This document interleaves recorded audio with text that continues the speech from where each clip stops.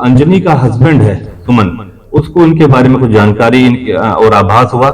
इस संबंध में इन्होंने ये सारी प्री प्लानिंग करी कि किस तरीके से इसको अपने रास्ते से हटाए। पहले पत्थरों से मारा, पत्थरों से मार के जब उसकी मृत्यु हो गई, हत्या कर दी गई, उसके बाद उस चीज को छुपाने के लिए इन्होंने ट्रैक के ऊपर डेड बॉडी को फेंका।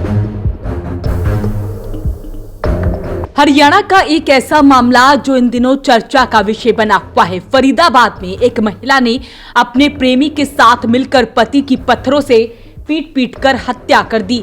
हत्या को हादसा दिखाने के लिए उसके शव को रेलवे ट्रैक पर फेंक दिया। ट्रेन की चपेट में आने से शव बुरी तरह से क्षतिग्रस्त हो गया, जिससे उसकी पहचान नहीं हो पाई।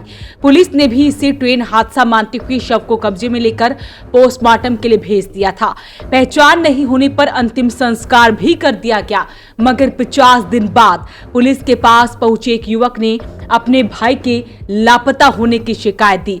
पुलिस ने जब शव के फोटो और कपड़े दिखाए तो युवक ने उसकी पहचान अपने भाई सुमन के रूप में की। इसके बाद पुलिस ने इन्वेस्टिगेशन आगे बढ़ाई तो सबसे पहला शक सुमन की पत्नी अंजलि पर गया, जो उसके लापता होने के बाद से अपने मायके चली गई थी।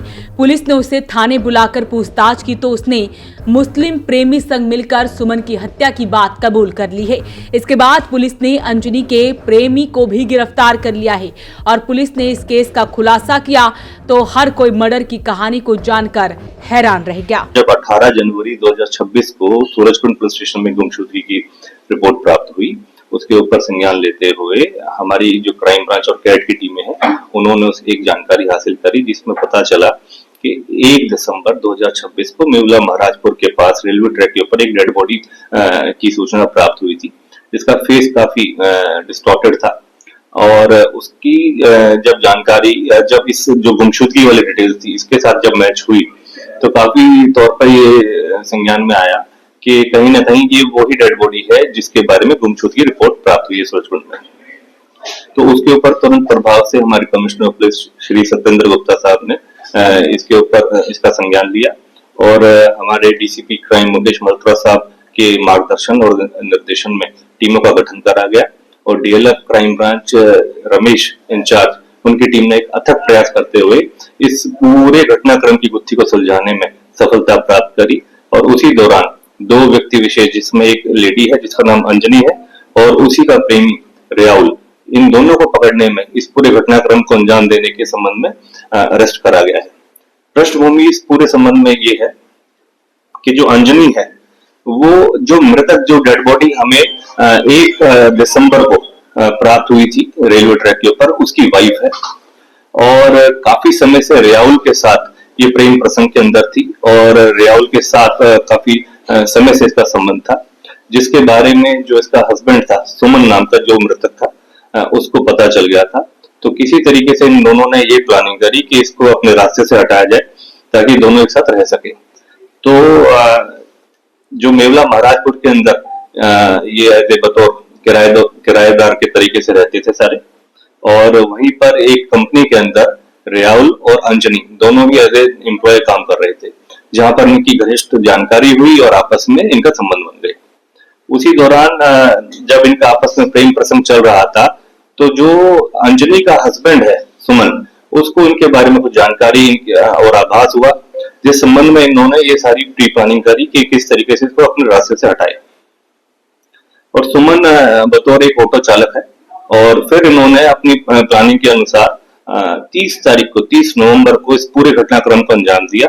इसको किसी बहाने अंजनी और ये रियाउल दोनों लेके गए और इन्होंने फिर मौके पर उसको नशे की, मतलब ड्रिंक वगैरह कराया, नशे की हालत में पत्थरों से इसके सर के ऊपर वार करा, जिसका मौके पर इसकी मृत्यु हो गई।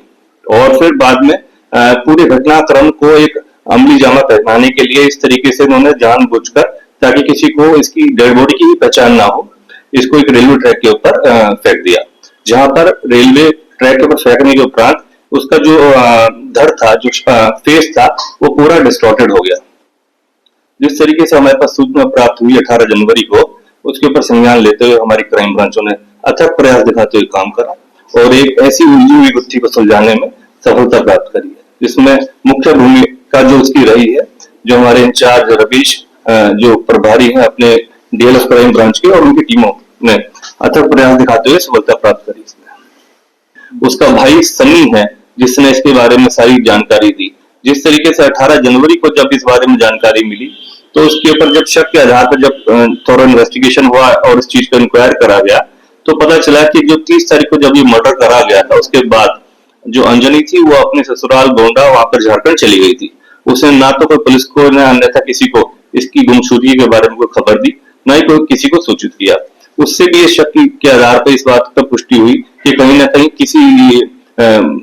किसी जरिए से कहीं ना कहीं इनका इन्वॉल्वमेंट हो सकता है। शक के आधार पर कि जिस तरीके से जैसे 30 नवंबर को ये हत्या का जो अंजाम दिया गया और 18 जनवरी को इसके बारे में जब सूचना उसके भाई ने आके दी तो उससे ये संदेह के घेरे में आई और उसके बारे में कहीं ना कहीं ये जानकारियां प्राप्त हुई कि भी कहीं ना कहीं इसके और अन्यथा इसके किसी और साथी के साथ मिलकर इसने शायद इस वारदात को अंजाम। जब जनता से पूछताछ करी गई और इंटरोगेशन में लिया गया तो सारी चीजें सामने। एसीपी ने बताया कि पुलिस पूछताछ में आरोपियों ने स्वीकार कर लिया है कि साजिश के तहत उसने अपने पति को रेलवे ट्रैक के आसपास के इलाके में बुलाया। बातचीत के बहाने उसे पहले शराब पिलाई गई। नशे की हालत में आने के बाद पत्थरों से उसके सिर पर कई बार वार किए गए जिससे मौके पर ही उसकी मौत हो गई। हत्या के बाद शव को उठाकर रेलवे ट्रैक पर फेंक दिया ताकि ये मामला ट्रेन हादसा लगे। ट्रेन के गुजरने से सुमन का सिर 2 टुकड़े में हो गया था। एसीपी के मुताबिक हत्या के बाद अंजनी अपने ससुराल गोंडा झारखंड चली गई और वहां चुपचाप रहने लगी। जब उसे लगा कि मामला शांत हो गया है, किसी को कुछ पता नहीं चल पाएगा, वो दोबारा फरीदाबाद लौट आई। 50 दिन बाद संपर्क न होने पर सुमन के भाई सनी ने फरीदाबाद पहुंचकर गुमशुदगी दर्ज कराई। इसके बाद पुलिस ने पहले अंजनी और फिर रियाउल को गिरफ्तार कर मामले का खुलासा कर लिया। तो ऐसे में अब इस पूरे मामले का खुलासा हो गया है। बताया गया है कि सुमन और अंजनी की शादी करीब 15 साल पहले हुई थी। सुमन के 2 बच्चे हैं। दोनों काम की तलाश में कई साल पहले फरीदाबाद में आए थे। फिलहाल दोनों आरोपियों को पुलिस रिमांड पर लिया गया है और उनसे पूछताछ की जा रही है। अपील रहेगी इस वीडियो को आप शेयर जरूर करें। Bureau report, voice of Panipat.